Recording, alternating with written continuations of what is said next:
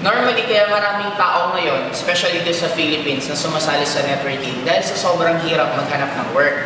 Kasi ang networking, it's a very good business. Bakit? Magtaas ang economy, magbumaba ang economy, automatic captured ng market. Bakit? Ang nangyari ngayon sa Philippines, maraming unemployed. Ibig sabihin, maraming graduate na walang work. Normally, hindi naman lahat kayang capable magtayo ng traditional business.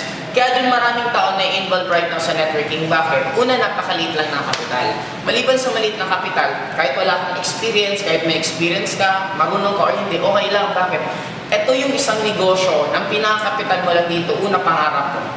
Pag meron ka napakalaking pangarap at kaya mong maturuan, in short, meron kang good learning attitude na willing ka magpaturo sa mga uplines mo, sa mga mentors mo kung paano ka tuturuan, pwede kang kumita.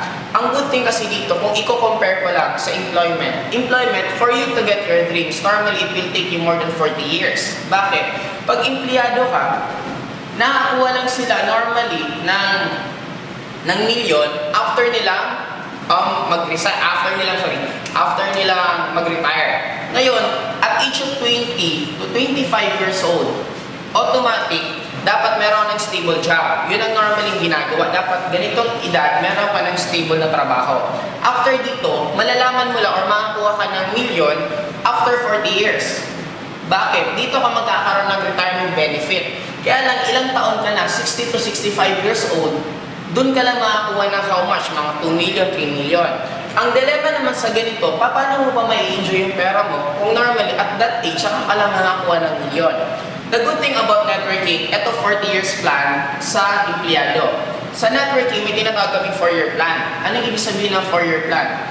Sa 4 na taon, nagagawin mo ng tama ng sistema ang pag-networking, kaya mo, dalawa lang ang pwede mong mangyari. Ano yun? Number 1, pwede kang maging mayaman or napakayaman. Katulad sa akin, na-involve ako sa networking at age of 20. After 20, mga 24 to 25 ko, dun ko na nakuha halos lahat ko. And until now, I'm already 28, pero sobrang laki ng kinikita ko na halos, normally it will take lifetime sa isang tao siguro or another, nakakailang reincarnation sila bago nila pwedeng kitain yung kinikita ko. Ang kagandahan sa akin, sa 4 years lang na halos hirap, pagod, sipag na ginawa ko and automatic lahat nakuha ko because of sa networking.